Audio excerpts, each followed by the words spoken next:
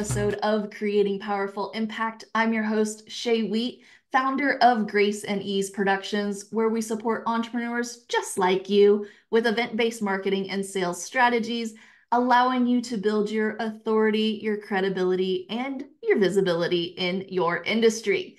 Today, I'm really super excited to introduce you to my guest. One, because we're actually on the same time zone, and y'all, that doesn't happen all that often. It's surprising and shocking. It's one of the great things about having a podcast is you can talk to anybody in the world, but when you do have somebody in your time zone, you're like, Oh my gosh. but I digress. Our guest today, she's phenomenal. She is a two-time TEDx speaker and keynote speaker. She specializes in helping leaders navigate psychological overwhelm and burnout. Oh, I feel you. She understands that you can really find the balance between being a successful business person without giving up your personal life. And I know that is something all women business owners think about at least once a day. So please help me welcome the CEO and founder of Child Care Business Professionals, Evelyn Knight, to the Creating Powerful Impact stage. How are you today? I am wonderful. Thank you so much for having me. I'm excited because I mean, we were chatting before we pushed, play here or record. There were so many great nuggets that you were dropping. I was like, oh my God, we should have been recording this. Hold on. We need a behind the scenes type of thing. But don't worry, I've got it. I'm going to make sure that we give you all the details that she was already like diamonds she was dropping. But you have such a powerful story. And I think it really ties into a lot of the social pieces that women and women in business run into every single day that I would love for you to share with us, a little bit about your story and how you've gotten to where you are and now having a very successful multiple seven-figure type business. Where the heck were you when you started this? Well, it's kind of ironic. I have to take you back a little over 20 years, which is going to age me a little bit to just give you the journey of where I started. But when I was a young mom, I first of all, my mother is from Honduras, and so I was brought up in a very strict Hispanic kind of culture, and then also very Christian. And so growing up, I was always told that your role in life is to be a wife and a mother. That is what women were put on here. And I had to be this great wife and this great mom. But as an immigrant to the United States, my mom was very excited about opportunity. So she would at the same time tell me that as a person being blessed to be an American citizen, I also had to get an education and do something because she grew up telling me and my sisters that women in her country didn't get to have educations and they weren't allowed to be anything. So it was just planted in my brain that I had this amazing opportunity. Yet at the same time, I was told that my purpose on life was to be a good mom and a wife. Right. It's like it's two Yes, competing thoughts all at the same time or all at the same messages time. coming at you. All the time. Yeah. Yes. So when I was in my 20s, I had a major identity crisis that occurred for me. And I looked at my life and I was a mother and I was a great wife and I was a stay-at-home mom. I just had my second baby and I just wasn't happy. I was miserable, but I knew I should have been, right? I mean, I had everything, the American dream. I was young. I was in my 20s. My husband was making a very healthy income. I got to be at home with my children. I should have been happy, but I wasn't. I was miserable. And one day, I dropped my oldest son off at kindergarten. And as I was walking through the building, everybody referred to me as Bronson's mom. And then I went to take my baby to one of his pediatrician visits, and there I was Ronan's mom. So it occurred to me that I got through half my day and I was like, nobody knows my name. Literally. So I thought, I'm going to go see my husband. He knows my name. I just wanted to hear somebody call me by my name. So I went to my husband's work, and as I'm walking down the hall, every person I walked by referred to me as Ron's wife. Oh, no. Yeah. And then as I walked into his office, he's, hi, babe, how you doing? And by the end of the day, I remember laying in bed that day thinking to myself, I haven't, not one person today has actually said my name. It's like I've lost my identity. And that day I decided I need to get I want my own name. And I decided I was going to go for a career, which is what led me to childcare because I still wanted to be a great mom, but that paradigm that I'd been taught my entire life was I had to be there. I had to be with my children. I couldn't be a great mom. So in my mind, I thought to be a great mom, I had to be with them somehow. So in order to juggle a career and have my children, did go into childcare. I had already been working with children my entire life, but I had left the field for about 7 years. And well, maybe not that long because my son was about 5. By the time I opened my childcare center, it would have been 7 years. So that's where I realized childcare is the perfect industry for that woman who wants a profession of her own and to still be with her children. Hmm. And so that's when I went back to the really caring for children, but in that corporate setting, basically more organized business setting. And I had worked at childcare centers before, didn't want to do it. My husband convinced me if you're going to have a career, let's open your own childcare center. So I did open my own childcare center. And at first it was a disaster. Thank God. It Okay, was, so you're not one of the people that, automatically had it perfect from the no. beginning. Okay, great. No, no, no. I had degrees. I mean, I kept going to college, thank goodness. And so I did have degrees in early childhood education. I have a psychology degree. I had these other degrees, but I didn't know anything about business. I had worked in childcare. I'd seen how childcare centers were ran. My husband had managed several businesses and very successfully. He was very good at taking businesses and making them a lot of money. So I thought we knew what we were doing. I thought, okay, I can do this, and we can do this. Looking at our resumes, I thought that's the case. And fast forward 5 years in to being a childcare business owner, one morning I woke up to an IRS agent knocking on my front door with a bill of over $100,000. It was just a mess. I also, within that same month, had an eviction notice on my childcare center's door. And that was a huge wake up call for me. And what I realized is I knew the industry. I was wonderful with children. I was great at running a program and I have very high quality standards, but I knew nothing about business, nothing. So I decided that I was going to educate myself before I caused my family to lose everything they had invested in. And ironically, I got some help, and within a very quick period, I was able to overcome the eviction. And today I'm still in the same building 16 years later. I'm still there.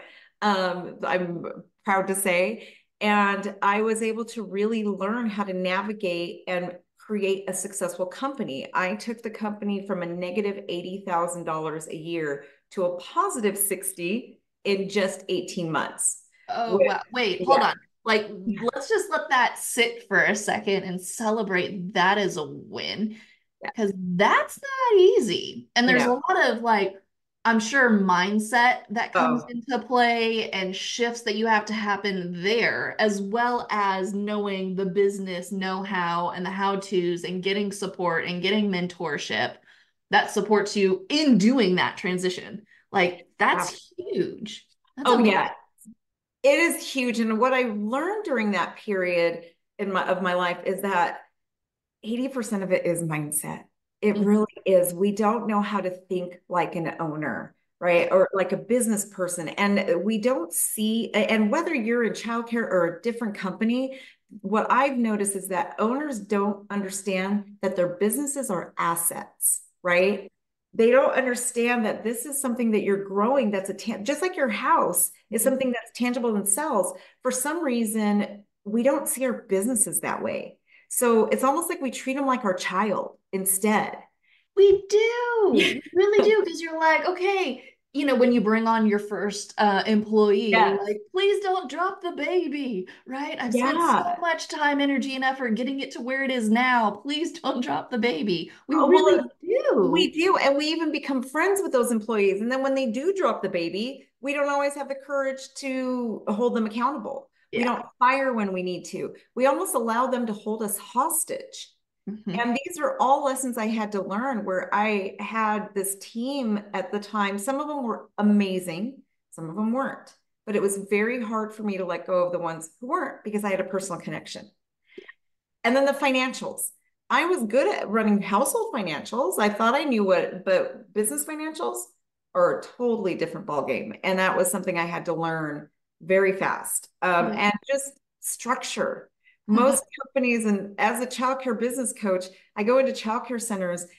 And when you talk about having an organization, like just any kind of organizational chart or systems of operation, it's like talking a foreign language. They don't know how to read a balance sheet.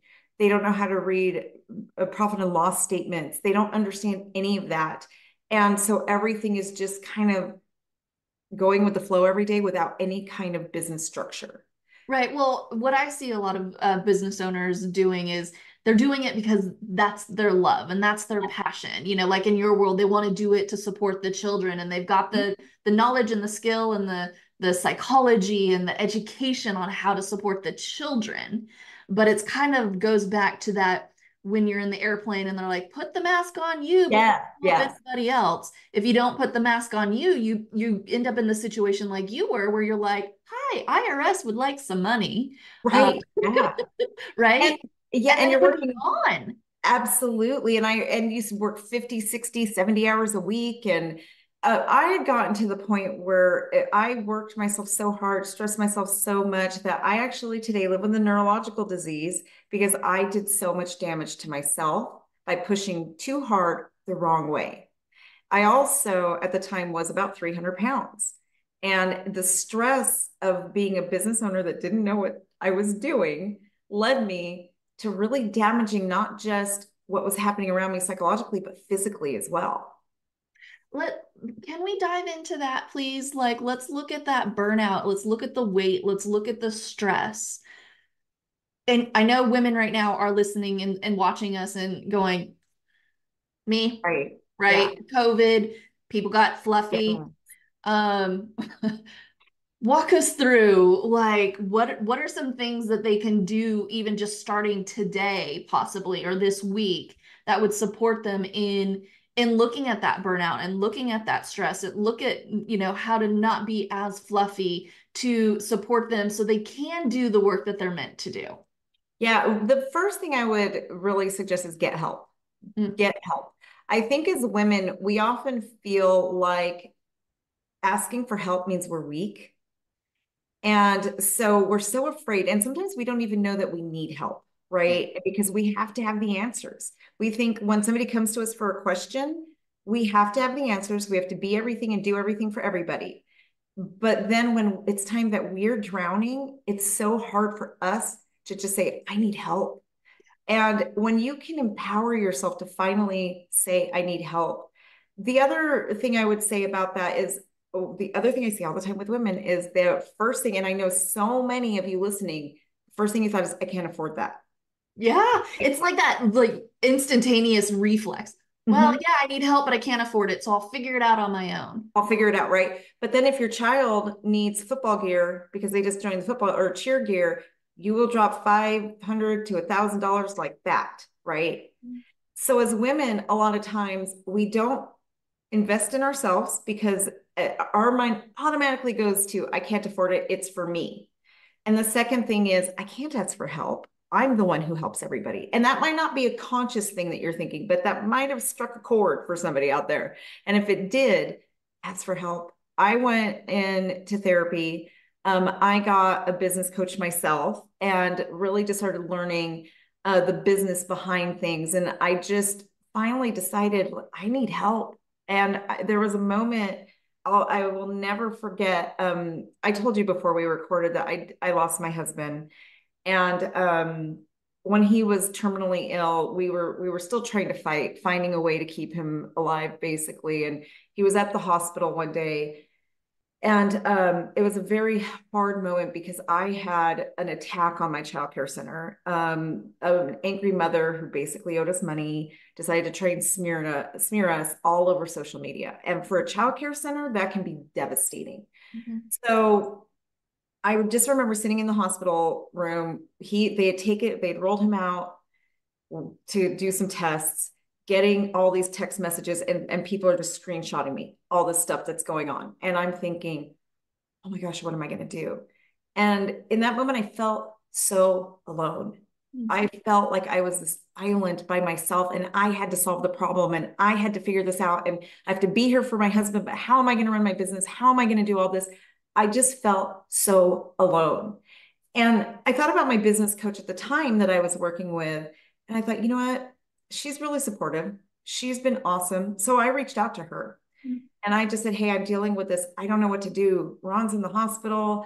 I don't. And she said, you know what? Don't worry about it. I've got you. And she's actually today one of my best friends in the world still. She actually works for me today, ironically. She's one of my employees now, but she stepped in and dealt with the whole situation for me. And it was just one of the most empowering moments of my life because I remember being home the next day and I actually thought to myself, oh my gosh, I'm not alone anymore. Mhm. I am not alone. I have support now. And that realization is one of the reasons I created my company, Childcare Business Professionals, because I just realized so many women out there, whether you're in childcare or not, as an entrepreneur, sometimes we feel so alone and we have to have all the answers and we have to. But honestly, there's people probably in your ecosystem that are just a text message away or a phone call away who would be happy to help you.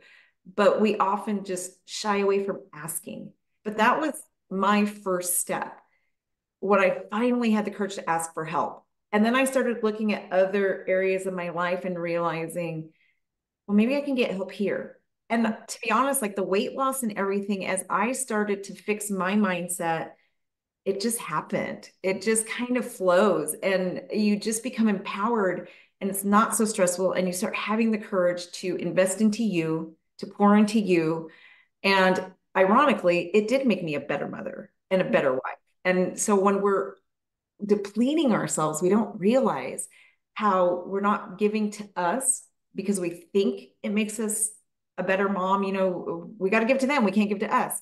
But in the long run, pouring into yourself actually does make you a better mom as well. Yeah, it makes me think of one of our clients, Lisa Nichols. She ends up saying, you serve from your overflow, right? Mhm. So you put the mask on you, you've got enough oxygen, you have enough that is filling you up, and the overflow is what everybody else gets to experience Right.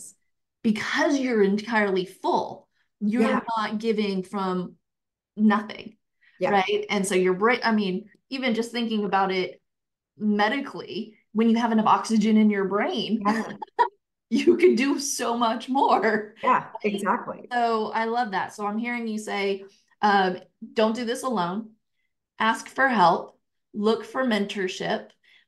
Even if you believe that you don't have the money, you always somehow tend to find the money. We do. And Yes. then it's like taking that step, and when you make the commitment to say yes, to move into it, everything else shows up. Hmm. It's like a belief that I definitely have is the universe always provides, right? Agree. Yes. So I make the decision, and when I say yes, then the things end up happening and showing up for me. Yes. Yeah. And when I first hired my first business coach, I will tell you, I didn't think I had the money. I was literally facing bankruptcy, and I knew my family's house was tied to this. I knew everything my husband had worked for and he had invested into getting me this business. As I had been a stay-at-home mom, so I didn't really, it all had come from what he worked on. And so I went and talked to my business coach, and it was just a consultation. And I remember her giving me the bill. It was, well, telling me the proposal, and it was going to be $700 a month. And this was years ago. So $700 a month was a lot of money. And I just looked at it and I remember driving away feeling very hopeless because I thought there's no way I can afford that. But she had given me an assignment. And she basically walked me through this assignment and told me, I want you to go and cut 10% of your expenses. And I remember the drive home, I felt just defeated because I thought I was running so slim. I thought I was running so slim. There's no way I'm going to cut 10%. There's no way I can afford $700 a month. There's no way. But there was this voice inside myself saying, you don't have a choice. You're going to lose everything if you don't. So when I got home, I called her and said, I'm going to do this. I don't know how, but I'm going to do it. And she said to me, go do what I told you to do. And I guarantee you, I will pay for myself. So I did. And ironically, I ended up cutting 17%. Oh, wow. And I was running so, I thought I was running so slim. I was buying the cheapest paper towels and toilet paper. And, I thought like, there's no way. But after doing explaining how she told me to do it, I couldn't believe it. And it's just an example of how we don't know what we don't know. And there are people out there that can help you that do know how to cut when you think you can't. Yeah. And when you reach out for help, it's amazing what happens. And that taking that leap, creating that $700 a month bill when I was already negative $80,000 a year, it seemed insane to me at the time, but it's what ended up changing everything. So there are people who know what you don't know. There are people who can come alongside you and help. And you're right, the universe does provide. When it comes time, it does provide. Yeah, I love that. I love that. So you really specialize in the childcare business professionals and really supporting them in growing those businesses, like taking everything that you've learned and now putting it into systems and processes. And now you're the person that is going, okay, this is how we actually find the money, and this is the P&Ls, and this is what we do. Yep. So for those businesses that are out there, that are going, okay, yeah, I think I've gotten us this far. I think I might need a little bit more support. Evelyn, where do we point them? Like, how do they get in touch with you? What is the best place? I believe you also have a podcast, and do you Yeah. have a free gift for our audience? I do. So one other thing I'll mention is I also help women who want to start a childcare center, open their childcare center successfully so that they don't end up where I was. You mean do it correctly the first go around? Yes. So you Oh, don't end up okay. losing $500,000 in the beginning, right? That's another thing. I like to joke that I give, and it really is actually true. It's not really a joke, but what I provide is literally a franchise in a box without all the annual fees and all of the paying somebody forever, that something like that. So it's another part of the program, but what I'm really passionate about is helping fix childcare center owners that are in that position where their staff is walking all over them. They're not making money. Their business is just a mess, and the children are not being served to the highest quality. For me, That's the biggest thing, it right? is. If For me, everything else is a mess, you're actually not serving you're not serving the the children. I can kids. guarantee. I teach people how to have 5-star quality programs that are research based, high quality for the children, and you get to turn a profit and only work a 40-hour week. It's amazing in this industry, and retain your staff too. So yes, I do have a podcast. It's the Child Care Business Coach podcast. If you're not sure if what your issue is, I do have an assessment that can help you understand whether your business is healthy. Where are you struggling? Where is your biggest pain point?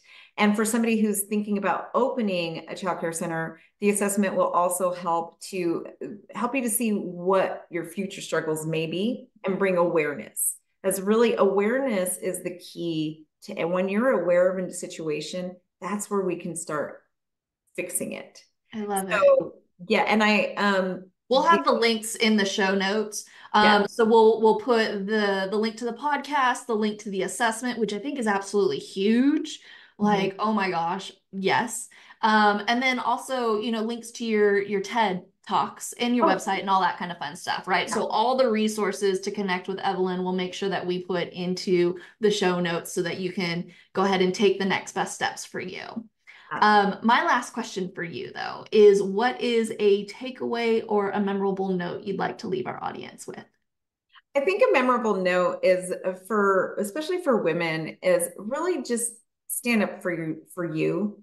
And I was telling you before we recorded, I had a moment in my life. It was actually on what would have been my 30th wedding anniversary, 6 months after my husband, well, not wedding, 30 years. I'm not that old, but we had been together for 30 years. But it was our anniversary, and it was 6 months after he died. I was looking out one of my windows onto my backyard, and I thought about the girl I was 20 years earlier and the girl who had chosen my name. Mm. And that day I realized, had I not chosen to have a name and to want my name, I would have been lost. I would have had nothing, and I wouldn't have been able to support my son, and I would have been facing bankruptcy. I literally would have probably had to go get a minimum wage job because I would have had nothing. So for women out there, stand up for yourself, go and make something, create something. It doesn't matter what it is, but it is okay. You can still be a great mom, have your business. Whether you're in a business that's failing right now, fight for it. Or if you haven't started yet, start, because we just don't know. I 20 years ago, when I made that decision, there's no way I would have known that I was going to be a widow, a young widow. And I am so thankful to that younger version of myself that chose to start a path for me. So don't be afraid to stand up for yourself and fight for yourself. Beautiful, beautiful. Thank you so much for being with us here today. And I want to thank our audience here for joining us on another episode of Creating Powerful Impact. I'm excited for you to take all these lessons and all these diamonds. I mean, Evelyn was just dropping diamonds all over the place. Whether or not you have a childcare business, you still got diamonds out of this. So take the lessons, take the resources that you've learned, implement them so that you can create even more impact in your world. Until next time, have an outstanding rest of your day.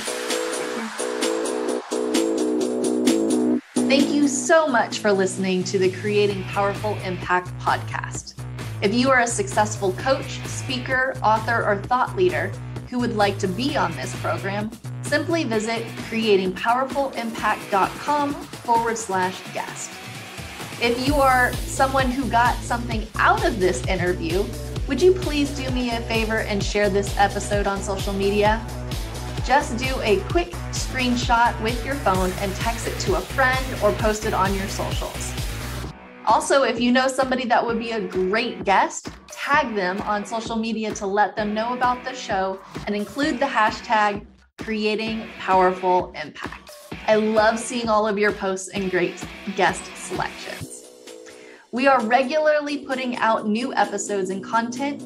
To make sure you don't miss any episodes, go ahead and subscribe. Your thumbs up, ratings, and reviews go a long way to help promote the show, and they really mean a lot to me and my team.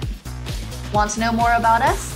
Head on over to our website, graceandeaseproductions.com, or follow me on LinkedIn, Facebook, or Instagram. Just look for Grace and Ease Productions on your favorite platform. Thanks for listening. We'll see you next time.